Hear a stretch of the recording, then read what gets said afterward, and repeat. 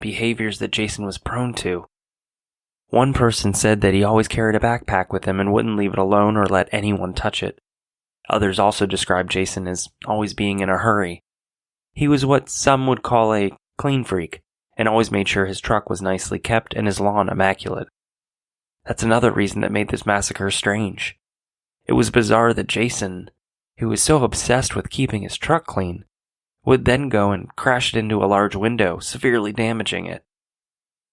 The firearms that Jason used on the day of the massacre were legally registered to him, and he followed all the correct steps in obtaining them.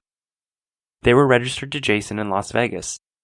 The guns were bought in February of 1991 from a gun shop in Henderson, Nevada. The name of the gun store was Mike's Gun House, which was owned by Michael Buchanan. Purchased the weapons earlier this year in Henderson, Nevada, where his mother lives. Both guns were registered with the Las Vegas Police Department.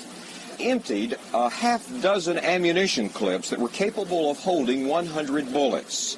Police say no narcotics were found in a pickup truck or at his home.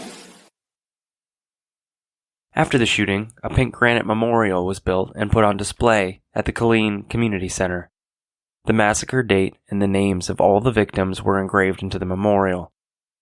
Luby's restaurant reopened a few months after the shooting, but then closed permanently in September of 2000. As of 2019, there is a Chinese buffet restaurant that occupies the space where Luby's once stood. At the time, the Luby's massacre was the largest mass murder in United States history. In our episodes of Active Shooter, we try and stress the topic, if you see something, then please say something. In addition, make sure that you check up on your friends. Even if you haven't talked to them in a while and see a troubling Facebook post or a tweet on Twitter, check in with them. Make sure they are okay and let them know that you are there for them. You may not know what's going on in their head, but that person could just be looking for someone to reach out. And remember, if you see something, say something.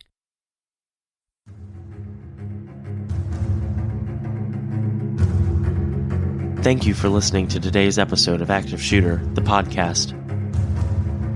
Remember, if you see something, say something. There's no telling how many lives you may be saving. A huge thank you to Darren Curtis, who composed some of the music used in this episode. Check him out at darrencurtismusic.com.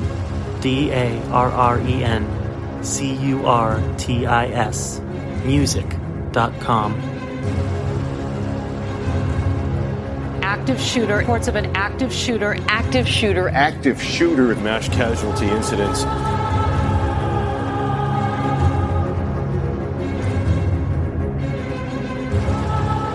Make sure to check us out on social media. We have a discussion group on Facebook. Just search for Active Shooter, the podcast discussion group. You can also find us on Instagram at Active the Podcast and Twitter at Podcast Active. For just $1 a month, you can get access to ad-free episodes, early release episodes when available, and a shout-out on the show. Just go to patreon.com/Active the Podcast. Thank you, and be safe.